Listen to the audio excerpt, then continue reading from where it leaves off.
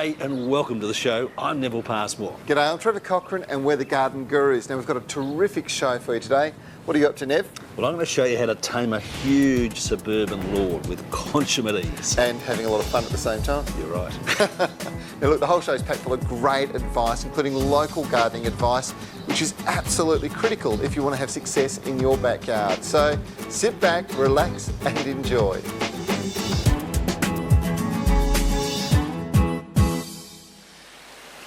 One of the things I love about my job is I get to visit lots of beautiful private gardens, and this piece of inspiration, well, it was created by a chap by the name of Tom Hogg. Now, Tom's called it Romancing the Stone, and believe me, it's as much about romance as it is about hard work. Tom, this is an amazing bit of rock work through here. This is obviously a new section. Yes, it is, Trev, yes. This was originally the first section that I'd done, but I'd only done it in loose stack, which I wasn't happy with. So I pulled the whole lot down, redesigned it, relayed it, and I'm very happy with the result now. Tom, there's a lot of heart goes into this. You must really love what you're doing.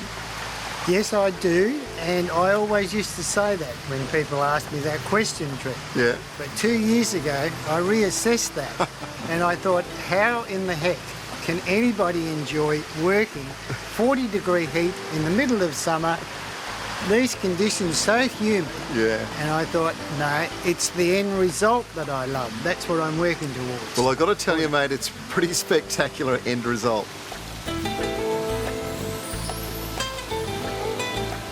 Tom, the garden's full of great ideas, and this has got to be one of the very best. I reckon it's a brilliant idea. How'd you come up with it?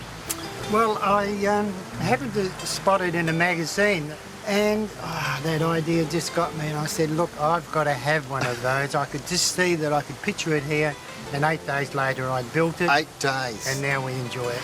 Tom, this is fantastic. This is beautiful, Trev. This is the blood plant. It just gives such a beautiful contrast around the waterfall with the other greenery. How fantastic's this? Absolutely beautiful. Yeah, well, it's gone very well now, Trev. It was in very poor condition when it was first given to me by a lady that said she had a stag that needed some tender, loving care. Yeah. So you've given it. Most people don't realise that these are actually ferns, and the way to pick it, of course, is that you've got the spore underneath the fronds there as they're hanging down. Romancing the Stones are a real inspiration, and you're going to find it on the corner of Lillian Road and Horton Roads in Maida Vale. You can contact Tom on 9454 4298, and the garden, well, it'll be open on Saturday the 1st of September and Sunday the 2nd of September. Don't miss it. All gate proceeds are going to go to the Manda Young Foundation. If you're planning on getting stuck into the garden this weekend and finishing off some of those jobs that you've been meaning to do for a long while, there are a few must-haves from the Garden Centre to help you along the way. I recommend, if you've only got 5 minutes, put some lawn fertiliser on the lawn and spread some controlled release fertiliser around the pots. And if the roses get some sulphate of potash, they'll reward you with beautiful big perfumed flowers. And the other thing, it builds up disease resistance to the plants, which helps control black spot. Visiting the Garden Centre gives me a good excuse to see the latest in garden accessories, pots and outdoor living furniture. And Maziga's Mitre 10 in Kelmscott has something for every taste. Whether your garden has a rustic natural theme or a formal style, there's something for everyone. Plants make brilliant gifts, and with Father's Day just around the corner, I recommend you bypass the cordless drill and the router and head straight for buying Dad something very special like an English lilac. They look brilliant in large containers. And one little tip is when you're planting it out, make sure the graft is below the soil surface by about 10 centimetres. This ensures that the graft dies out, but the plant sends out roots and beautiful bushy shoots from the top part of the plant. And you'll be rewarded with beautiful, sweetly perfumed flowers.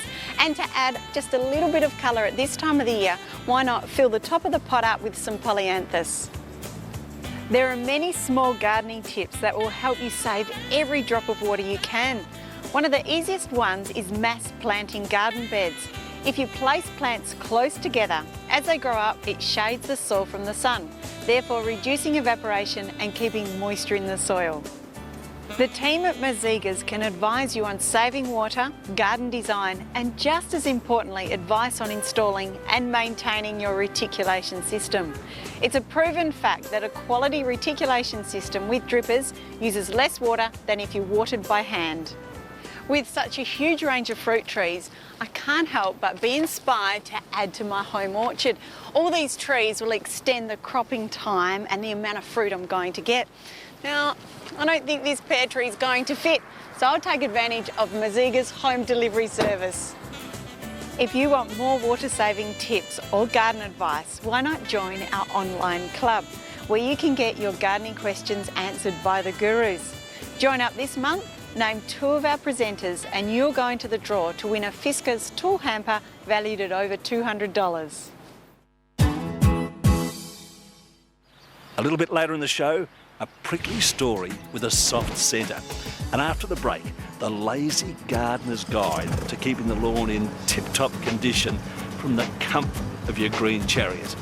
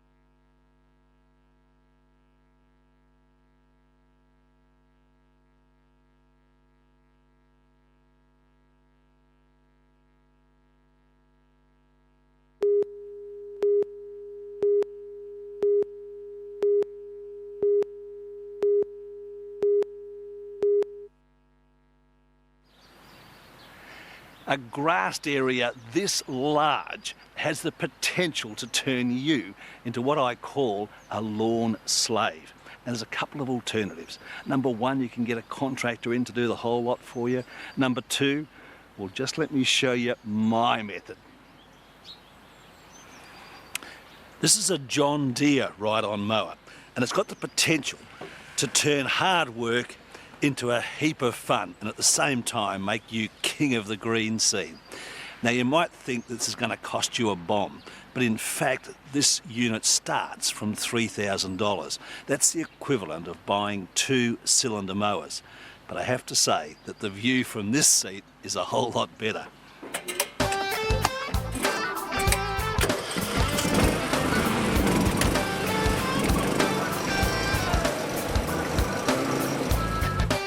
Kikuyu is such a fast grower that it needs cutting every 8 to 10 days in summer. Now, cooch is pretty quick as well, but in shady areas the weeds come up like the hairs on a dog's back because the grass has been weakened by the shade. So regular trimming keeps the weeds under control. So when it's this easy to mow your lawn, you can confidently expect to have the best lawn in the street.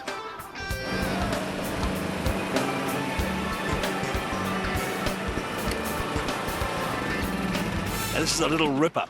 Now, what do you look for? Well, first of all, it's got a deep deck, and that means that it can pick the grass up very effectively and shoot it out the side. Also, there's 2 different widths available in cutting blades. So this is a 42-inch one. There's also a 48-inch available. And what that means is less passes to mow the lawn. Now, there's some really handy accessories that transform this from a mower into a garden workhorse. And this sprayer is a little ripper. It's got a boom spray out at the back, or you can sit on your throne with this lance and zap those weeds as you drive around your property. I reckon that's terrific. Then there's a really handy trailer, so you can pick up big loads as well. Now, with a trusted name like John Deere behind you, it translates as no headaches. And if you mention when you're picking up one of these units that you saw on the Garden Gurus, then you get one of these really handy tool carriers at no charge. So, for my money, if you've got a big property, this is the best fun you can have with your garden boots still on. So for more information, go to our website, thegardengurus.tv, where you can pick up a fact sheet on this unit. 65 million years ago, the dominant life form on Earth, the dinosaurs, disappeared from the face of the planet. Now, it must have been a pretty catastrophic event to wipe out something so powerful. But one species did survive, a humble little pine tree called the Wollemi pine. It goes without saying that a plant which has survived millions of years is a good Aussie battler. So it's easy to grow and low maintenance, surviving a wide range of temperatures from -5 to 45 degrees Celsius. It grows in full sun and partly shaded positions outdoors, but also does well indoors in a well-lit area. So it's very versatile. If you've got the space, it makes a stunning feature tree. And in smaller gardens, it's perfect in pots on the patio or balcony. Like with all potted plants, the key is to use a free draining quality potting mix. Now, one that's been specially formulated for natives is ideal. You can also use a low phosphorus slow release fertiliser that's again formulated for Australian plants. Now, you can keep a Wollemi in a pot like this for most of its life. Just shape it every so often to keep it nice and compact. This one will fill the pot out beautifully. There's less than 100 of these trees left growing in the wild, at least that we know of. And what better way to ensure its survival than to grow them at home? Royalties from the sale of these plants go towards conserving the Wollemi pine and other rare and endangered plants. Now, you know I'm a big fan of getting outdoors and getting my hands dirty, but there's also nothing like coming inside and doing a little bit of online shopping. So now is one of the best times to get yourself onto the Garden Express website because the spring catalogue is out right now. And just to give you an idea, it's jam-packed with loads and loads of spring and summer colour, bulbs, perennials, you name it, and you can actually order it online. You're going to love this week's Garden Express offer because we're giving you the chance to pick up your own Wollemi pine for a fraction of the cost. Now, just for watching the Gurus tonight, you can get a tree just like this in a 150ml pot. It's about 40 centimetres high for just $45. So that's a saving of $25, an absolute bargain. So make sure you get yourself onto the phone or online and place that order before Monday night. That way you'll secure delivery for free and you can take home your very own piece of potted history. After the break, I'm going to show you a versatile little plant that's loaded with colour and very easy to look after.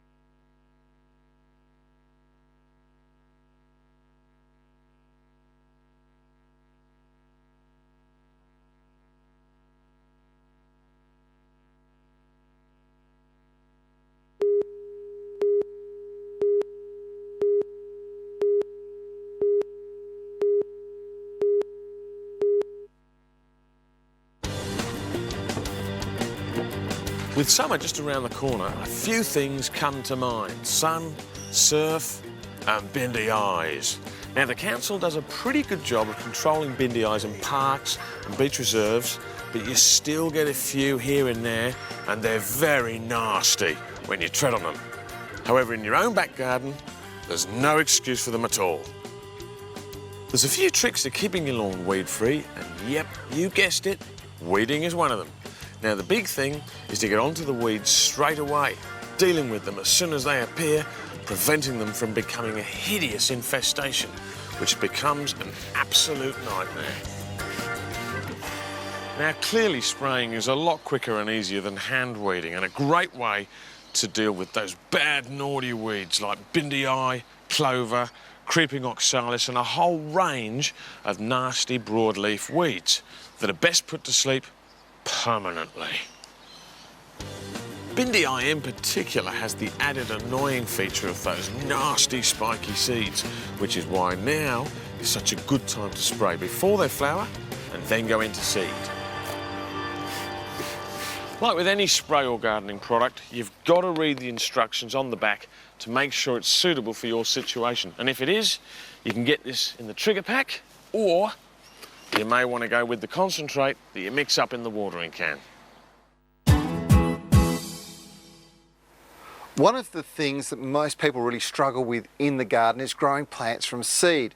Now, if you want to enjoy success, well, the best time of the year to be planting out seed is during the winter months, and try and put it into a garden bed that's been organically enriched. If you just scatter your seeds over the top, you're going to find they're going to germinate, and as the little seedlings appear, we can transplant them out into different areas within the garden. I've just done it with some parsley in here, and it's all popping up. It's going to be spread right through the kitchen garden, and then we'll have a great supply during the summer months.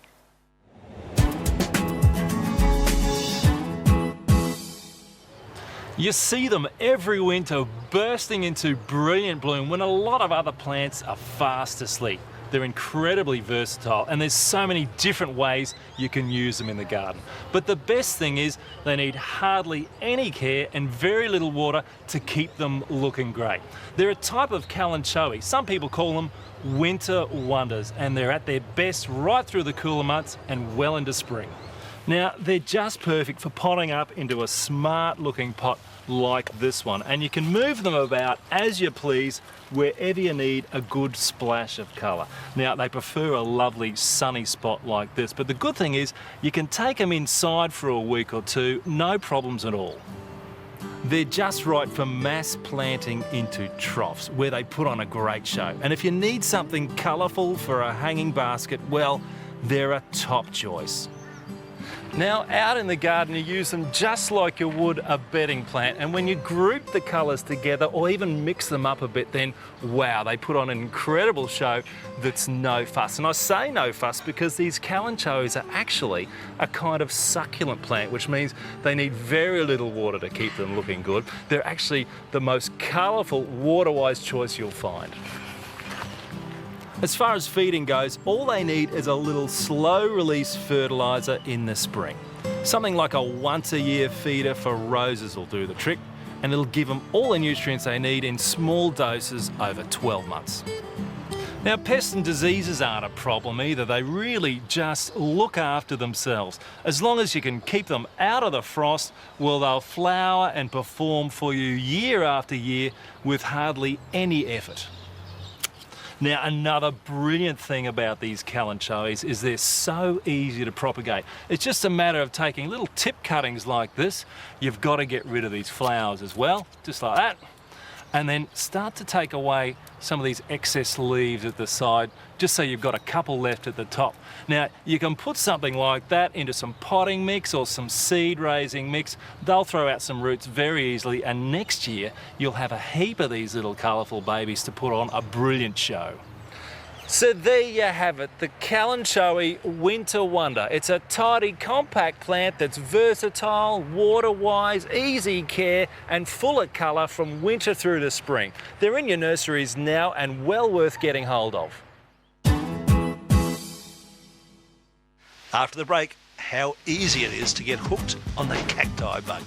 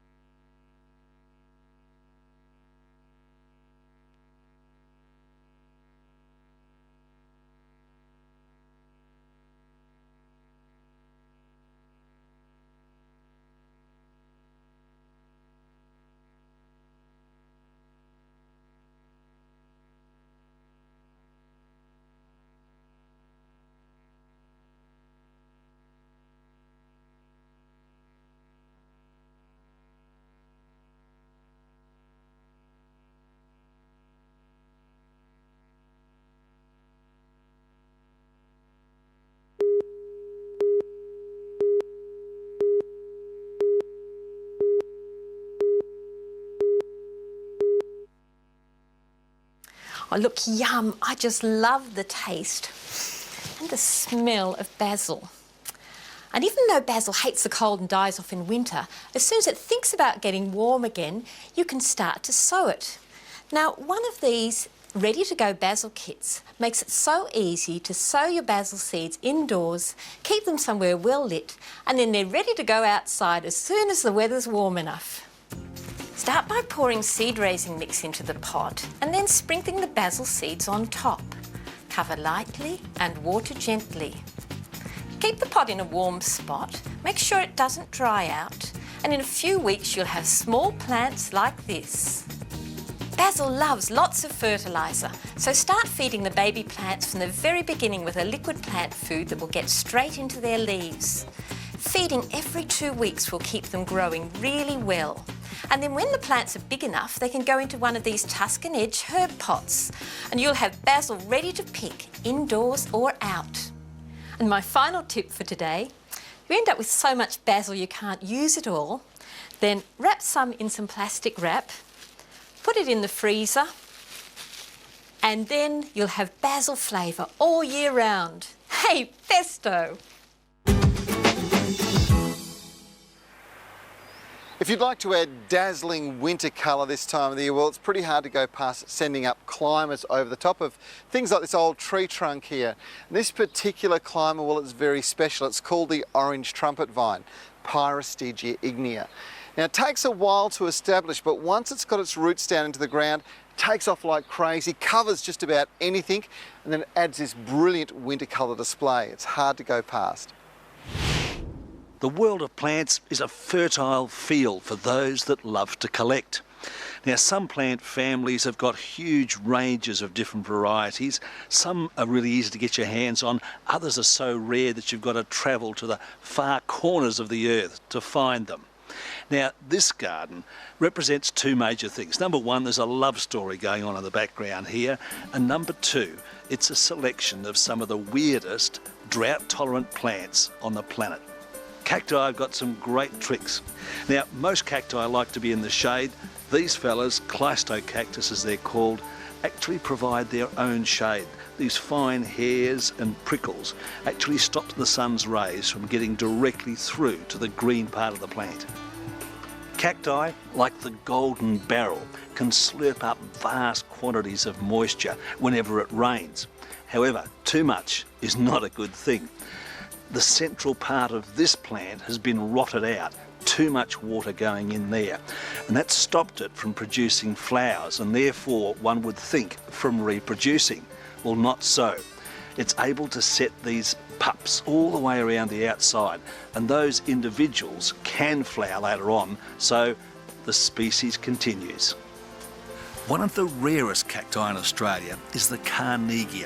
Now, it's the one that's illustrated on many bottles of tequila and featured in just about every Western movie from Mexico. This one's 40 years old, but still a baby. And this beauty is a 7-ton serious cacti. And I guess you'd have to agree that it makes a pretty serious contribution to the feel of this garden.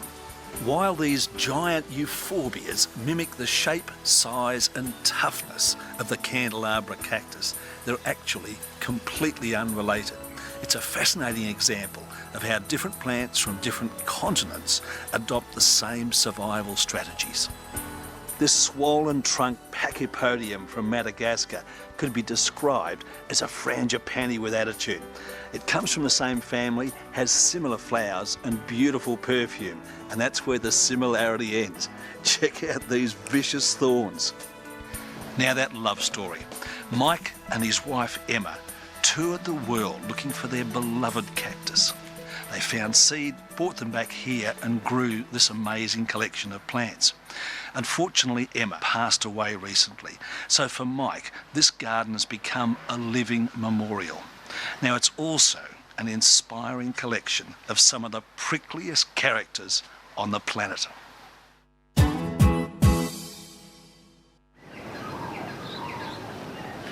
Now, I hope you've enjoyed tonight's show. That's it, but next week's show is chock full of gardening delights. Join us for a 1-hour Garden Guru Spring special as we show some of our favourite gardens and plants. So we look forward to seeing you next Saturday on 9. Now don't you miss it.